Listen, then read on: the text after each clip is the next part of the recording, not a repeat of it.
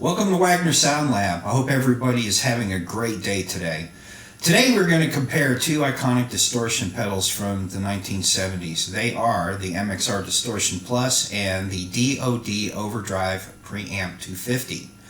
These are two of the first distortion pedals to use op-amps in their circuit design. Prior to this, fuzz pedals would use discrete transistors cascading into each other to create the fuzz effect. If you use two transistors cascading into each other, you have a fuzz phase type circuit. Three transistors and you're moving into the tone bender territory. And four transistors pushes you into the big muff realm. The Distortion Plus and the Overdrive Preamp 250 use op-amps to amplify the signal before sending it to the clipping part of the circuit. The two pedals employ hard clipping topology, which means the clipping diodes come after the op-amp as opposed to soft clipping like a tube screamer, in which the clipping diodes are in the feedback part of the transistor as well. Or the op-amp, not transistor. They are in the feedback part of the op-amp circuit. The MXR Distortion Plus hit shelves around 1974, and the Overdrive Preamp 250 was released by DOD a few years later. I'm sourcing pedal history guru extraordinaire Josh Scott for this information. He has a video called The History of 70s Op-Amp Distortion. I'll link to that below. I'll also link to another video by Brian Wampler where he compares these two circuits to show just how close they are. I will do that in case you want to go down that rabbit hole. The two pedals I'm going to compare are my 1980 MXR Distortion Plus and my JHS Overdrive Preamp. My Distortion Plus is a 1980 example of the Distortion Plus with block logo, no external power jack, and no status LED. I guess they figure if it's on, you'll know it. Unfortunately, I do not have an early example of a Overdrive Preamp 250, so I'm using JHS's recreation of this circuit, or of this pedal. This can't be an exact one-to-one comparison for obvious reasons. The JHS pedal is made from much newer components, surface mount components. The components in the JHS are probably higher tolerance than the 1980 Distortion Plus counterpart. You'll also notice that the way I have these set up on the Distortion Plus here, I've got the output nearly cranked, and the Overdrive Preamp is at about 2 o'clock, and again there's more volume on tap with the newer pedal. These older pedals tended to have a volume drop.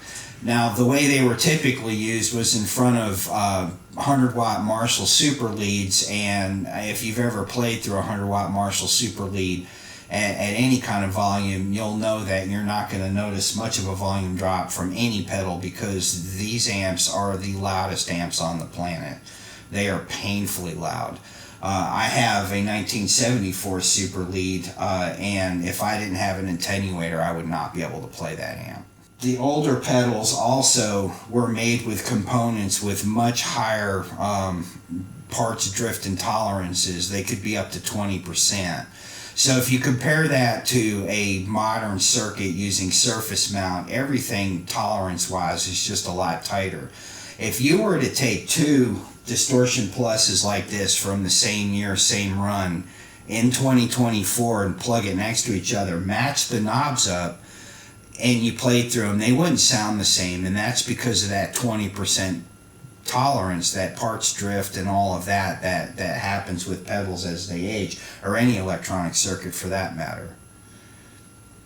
So let's go over my signal chain real quick. So I'm playing through my my Les Paul here, my Epiphone Les Paul, and it is a Custom Pro. Love this guitar. It's probably one of the most versatile guitars I have. I can coil tap both pickups, and then I can also do out of phase a la Peter Green, you know, the Greenie Les Paul, when I'm in the middle position. This is going into my JHS switchback right here. So I have both of these pedals plugged into the switchback, and I do have the remote button at my feet. So when you see the red LED, I'm playing through the Distortion Plus, and when you see the green LED, I'm playing through the Overdrive Preamp. That goes out into my Universal Audio Effects Lion, and the Lion goes out into my Strymon Flint for a little bit of plate reverb, and that goes directly into my Evo 16 interface, and then of course into XSplit. So people tend to have mixed feelings about Distortion Plus's overdrive preamps. The Ross distortion circuit, I believe, is pretty close to this. If I'm not mistaken, it didn't have a tone knob either. I always thought, over the years that these sounded real fizzy on the top end and a little bit harsh. The mistake I was making is if you take this pedal and you plug it into a clean amp, like for example, I have a Fender Super Reverb, and if I had that volume at about 3, super clean, and I plugged this pedal into it and I cranked the distortion, it would sound fizzy and harsh. The trick is you have to plug it into an amp that's already at breakup. So I can demonstrate that here. So I'm gonna, I have the preset on my Lion. Right now, I've got the gain rolled down, or what would be considered the volume on the real amp. These didn't have a master volume.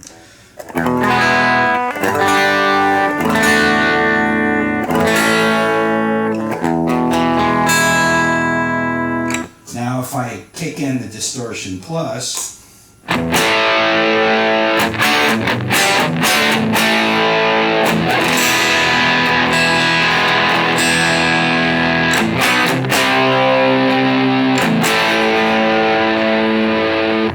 now we'll go over to the Overdrive Preamp.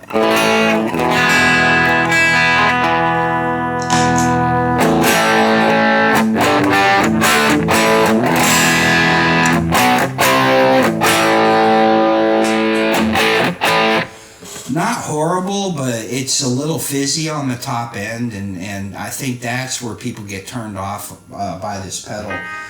Back in the day, these things were, like I said, used in front of cranked Marshalls, and so they were sitting at the edge of breakup. So let's turn both of these pedals off. Okay, so now I'm going to turn the volume up on my Lion to put it in the edge of breakup. So this would be around 6. So I got a good crunch going there. Still play clean if I pick lightly, or roll the volume down. Now I'm going to kick in my Distortion Plus, and you're going to see that it adds a little bit more girth.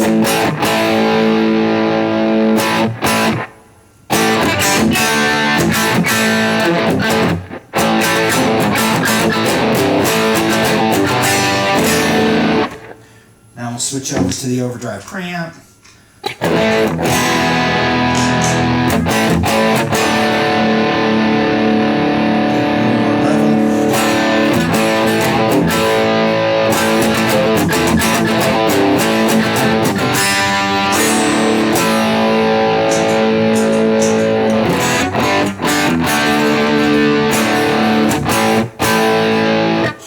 So you can see it adds, like I said, a little more girth to the sound, a little bit more sustain, carries the notes a little bit.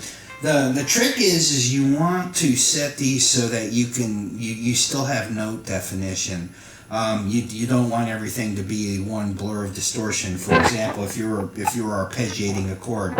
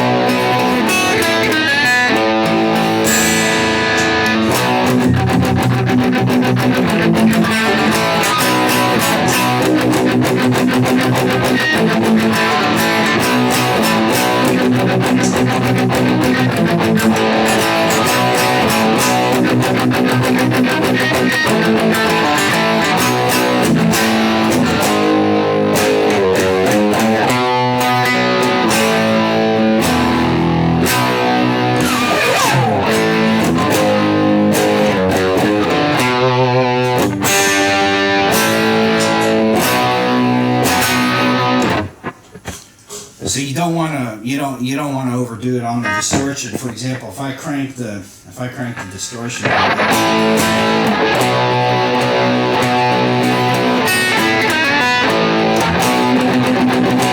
see, it gets kind of muddy and everything kind of gets washed out. So I tend to leave it around 2 o'clock.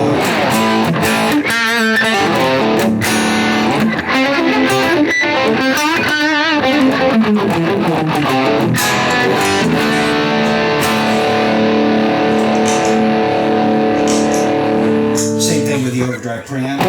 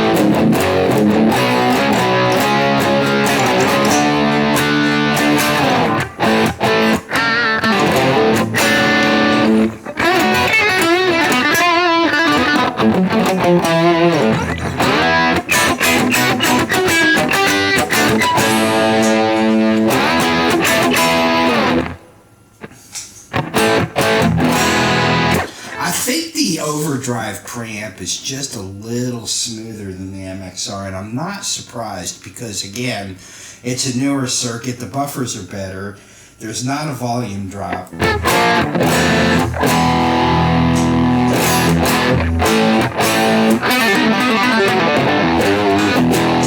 But, you know, back in the day, Randy Rhoads would have had one of these, either the block logo like this or a script logo, in front of his Marshalls on stage. I'm pretty sure that his Distortion Plus was a tad modified by his tech. I really wish I could have gotten my hands on one of the Randy Rhoads Distortion Plus reissues so that I could put it side by side with the 1980 version to see if there's any real differences between the two. I'm going to guess they're the same circuit, and MXR took a page out of JHS and decided to create a limited serialized run of those Randy Rhoads pedals, and good on them because they sold out in record time, basically. But I'd be willing to bet that it's the same circuit. I don't think there's any big heavy mods. I didn't see any buttons you could press to do this or that, or this is the script version if you press the button in, and it's the block version if you press the button out, kind of like they did on their Phase 95, which has both Phase 45 and 95, and it has the script and block logo versions of each, so it's a pretty versatile pedal. But as you can see, they're extremely close.